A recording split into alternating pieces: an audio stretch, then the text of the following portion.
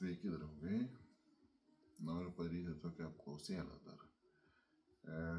Dažnai, ne dažnai, bet retkarčiais tokias apklausas darau.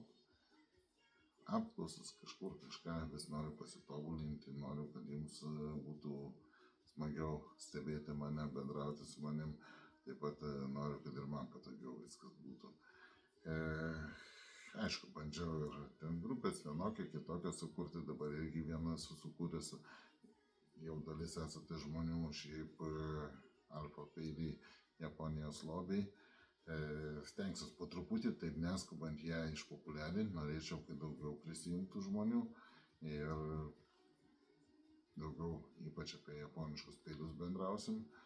Gal pagrindiniam Facebook'e jų mažiau liks, daugiau grupėje, tai jungitės į grupę.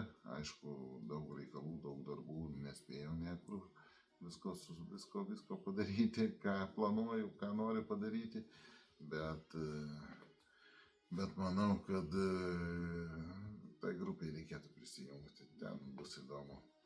Ir šiaip dar apklausėlę norėjau padaryti dėl to, kad kaip jūs norit mane labiau matyti. Ar bendrai, kad būtų didelis, platus asortimentas, pasiūlymai, opcionai, sakykime, įvairiausių peilių, nuo prasčiausio lygio kinietiškų iki aukščiausio lygio japoniškų. Ar jūs mane norėtumėte daugiau matyti japoniškų peilių srityje, labiau restauravimo, galandinimo, apie japoniškus peilius, gal daugiau video kažko apie tai,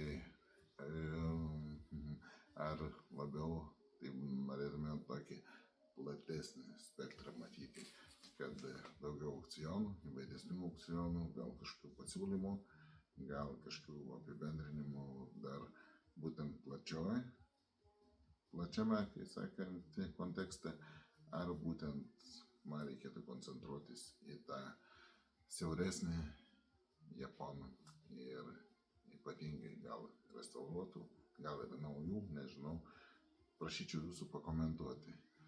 Ne taip, kad dedame laiką ar ten šypsenėlę, viskas ok, bet aš iš to nesuprasiu, ką jūs manote. Tai žodžiu, turiu kelių, kai sakant, galvoju kelias idėjas, ar truputį siaurintis į tą japonų rinką, ar vis dėlto plačiai.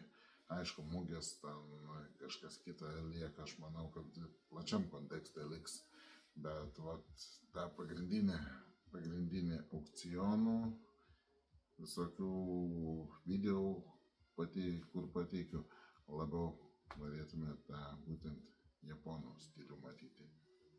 Laukiu atsakymų ir norėčiau kažkokių minčių, gal pats pateikite. Tai manau, daug neužtruktų parašyti keletą žodelių, bet man tai labai svarbu. Žodžiu, geros dienelės. Sėkmės, draugai.